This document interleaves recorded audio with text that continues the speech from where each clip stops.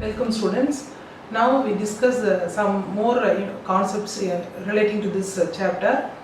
Planned and unplanned inventory investment.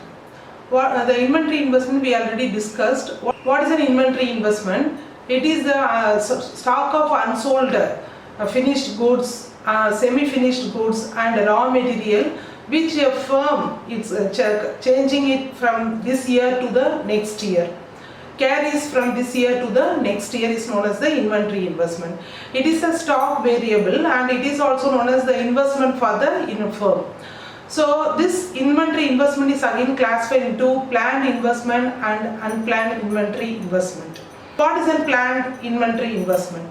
It refers to the change in the inventory stock in the planned way. That is, if the firm itself decided to increase or decrease the inventory investment, it is a planned inventory investment. And the next is the unplanned inventory investment. It refers to the change in the inventory investment in an unexpected way. That is, for example, unexpectedly the sale of the good is decreased, fall in the sale of the good, it is known as unexpected inventory investment. And the next concept is the budgetary deficit and trade deficit. So the budget deficit is the difference between government expenditure and the tax revenue of the government. It is known as budget deficit. And the trade deficit. What is the trade deficit? It is the difference between the value of import and export of the country is known as trade deficit. Okay, the next we'll discuss some of the important concepts of national income aggregates. We already discussed, but now we analyze some of the national income aggregates by differentiating them one by one. Now we'll learn the concept real GDP and nominal GDP. The first point is the real GDP calculated on the basis of a base year price index. Nominal GDP is calculated on the base of current year price index. The second point is under the real GDP, it fluctuates due to the fluctuations in the flow of goods and services. Price remains constant. Under nominal GDP, fluctuates due to the fluctuations in the flow of goods and services along with the price. Next point is it is calculated at constant price and nominal GDP is calculated at current price. Then real GDP is a real indicator of the economic growth and nominal GDP is not the real indicator of economic growth. The second important distinction between gross domestic product at market price and national income at factor cost. First point is it is a territorial concept as it includes value of final goods and services produced within the domestic territory of the country.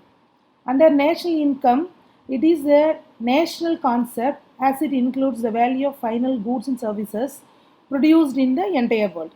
The second point, it considers all the producers within the domestic territory of the country. And under national income, it is considered the producer who are all normal residents of the country.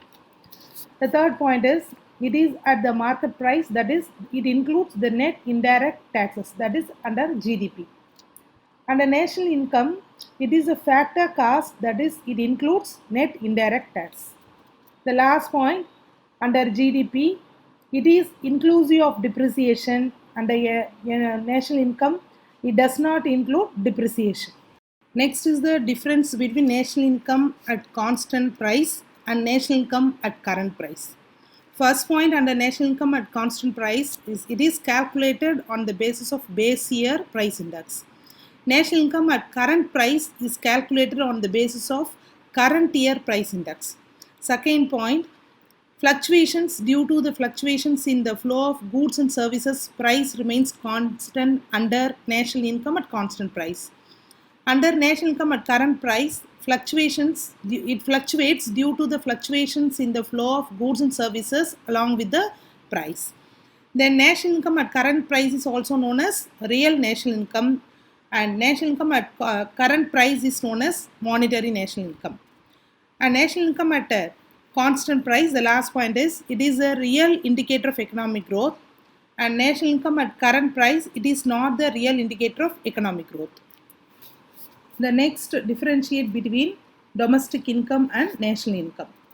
Under domestic income, the first point is it is a territorial concept as it includes the value of final goods and services produced within the domestic territory of the country. Under national income, it is a national concept as it includes the value of final goods and services produced in the entire world.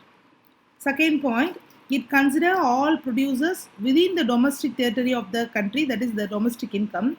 The national income, it considers all producers who are normal residents of the country. The last point is under domestic income, it does not include NFIA, that is net factor income from abroad. Under national income, it includes NFIA. Next, we will discuss the methods of calculating national income.